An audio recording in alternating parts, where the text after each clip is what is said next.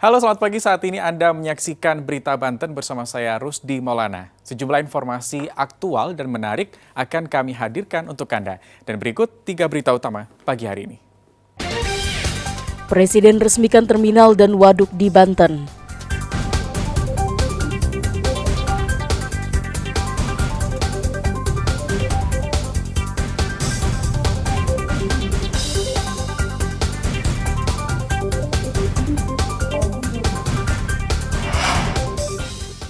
Bantuan korban banjir kadaluarsa ditarik Kemensos RI.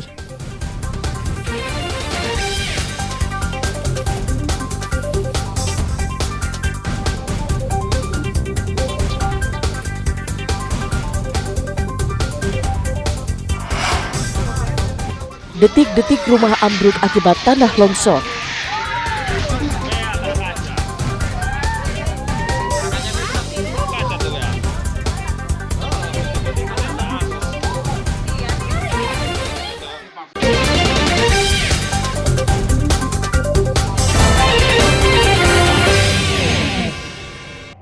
Tahun 2022 dilakukan revitalisasi Terminal Pakupatan, Kota Serang dengan fungsi dan fasilitas yang lengkap. Terminal tipe A ini akhirnya diresmikan Presiden Joko Widodo Senin siang. Presiden Jokowi ditemani Menteri PUPR dan Menteri Perhubungan Budi Karya. Dalam sambutannya, Presiden Jokowi menyebut masyarakat saat ini lebih memilih kendaraan pribadi, maka dari itu transportasi publik sangat penting. Di terminal tipe A ini, sebanyak 400 bus beroperasi setiap harinya untuk menunjang masyarakat. Selain itu, Terminal Pakupatan juga menjadi penghubung antar provinsi seperti Jakarta, Jawa, dan Sumatera. Usai meresmikan Terminal Pakupatan, setiap kunjungan, Presiden Jokowi selalu menyempatkan, menyapa dan membagikan bingkisan kepada warga. Seperti yang dilakukannya saat mengunjungi Kabupaten Lebak untuk meresmikan Waduk Karian. Jokowi membagikan kaos bergambar dirinya kepada warga yang telah menunggunya sejak pagi tadi. Senang banget. Tadi gimana minta? Enggak dikasih sama ke bawah. Rebutan juga nggak bu? Rebutan nggak tadi? Rebutan enggak lah. Saya yang duluan kan. Oh gitu. Iya. Ibu yang duluan dapatnya. Iya. Senang nggak nih? Itu apa ya namanya ya? Senang nggak? Dipamerin sama ke Madura deh. Senang. Coba. Usai memberikan kaos ke warga, Presiden kemudian meresmikan Waduk Karian. Pembangunan waduk ini dimulai tahun 2015 hingga diresmikan tahun 2024 menelan anggaran 2,2 triliun. Waduk dan bendungan ini memiliki volume tampungan 315 juta kubik air.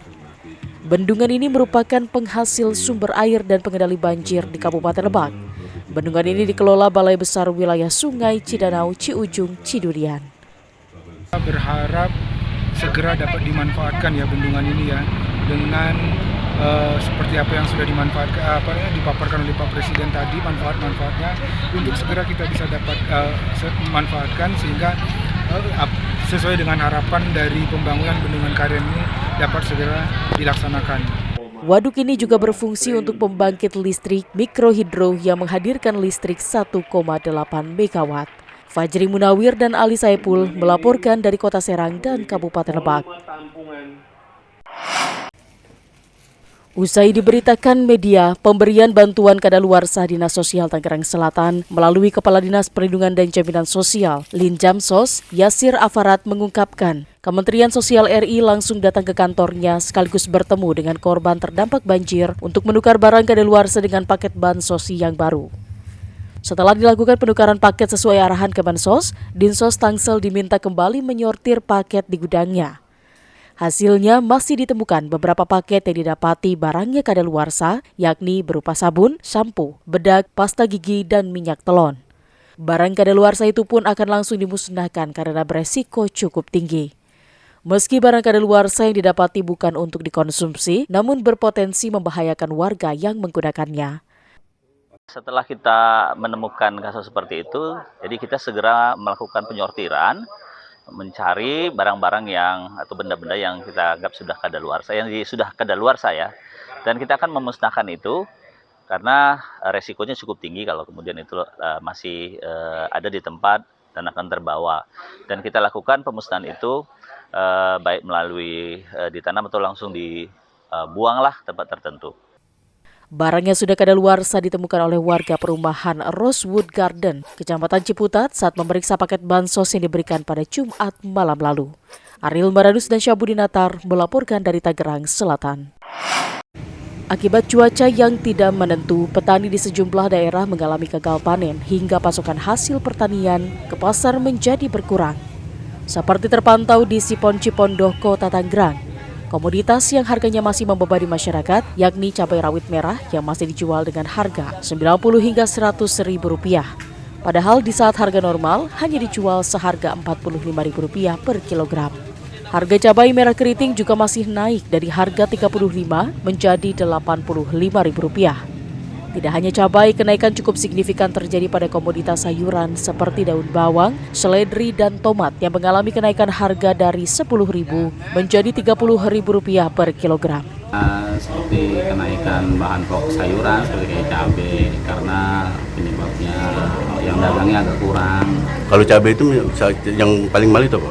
Itu rawit merah. Rawit merah sampai sempat Rp90.000 kemarin di pasca tahun baru. Sekarang? Terus tomat sekarang yang masih bertahan, tomat masih Rp30, yang gedenya yang kecil masih Rp25, sama kol, daun bawang, sama seledri yang naiknya meningkat banget gitu. Berapa persen ya kira-kira yang? Itu hampir 100% itu, 2 kali lipat itu dari harga biasanya.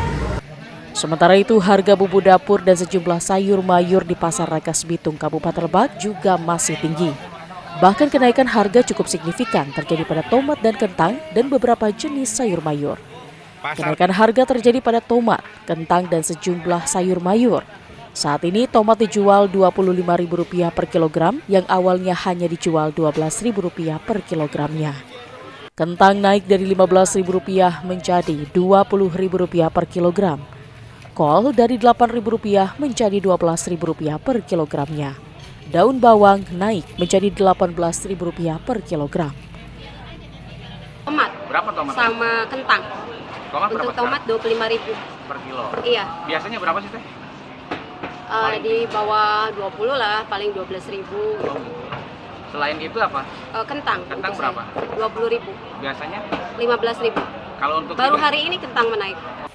Begitu pula dengan harga bumbu dapur, seperti cabai merah, dijual kisaran harga Rp60.000 per kilogram, bawang merah Rp35.000 sampai Rp40.000 per kilogram. Di bumbu dapur, cabai, Apa-apanya? bawang, tomat. Gitu. Gimana nih harganya, Nak? Wow.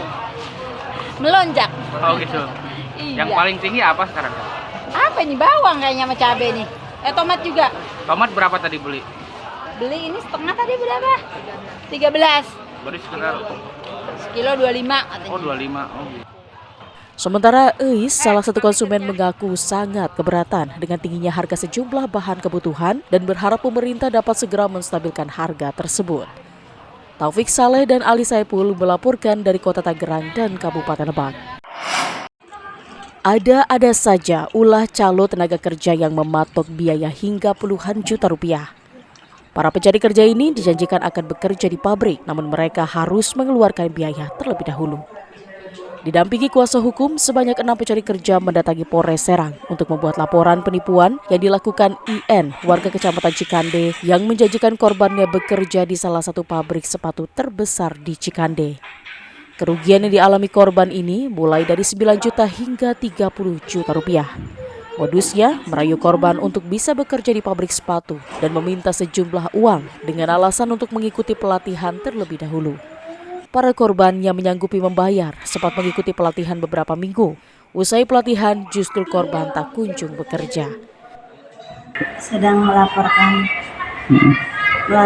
penipuan kerja, katanya di PT Nikomas sebagai OB. Kerugian berapa yang? 9 juta. Ya awalnya kan pertama DP gitu kan. Terus kita ke LPK Tangerang Racep gitu. Pelatihan. Terus tanggal 25 kan pembayaran pelunasan. Terus sekarang belum ada info kerja. Dijanjikan bekerja di mana? Di PT Nikomas sendiri. Kami sebelum membuka laporan ini sudah pernah mengkonfirmasi mengirim somasi. Namun terkesan yang bersangkutan berbelit-belit. Inisial I ini sulit sekali untuk mengembalikan hak-hak. Kami sudah memberikan warning berkali-kali. Akhirnya hari ini kami sudah membuka LP di Resort Kepolisian Kabupaten Serang. Ini bukti tanda lapornya. Saya himbau kepada pelaku, terduga pelaku inisial I, untuk secara gentle hadapi perkara hukum ini. Demikian, Pak. Kini para korban berharap kasusnya ditangani polisi dengan cepat dan pelaku bisa ditangkap agar tidak ada lagi korban lainnya. Ariel Maranus dan Ahmad Sayuti melaporkan dari Kabupaten Serang.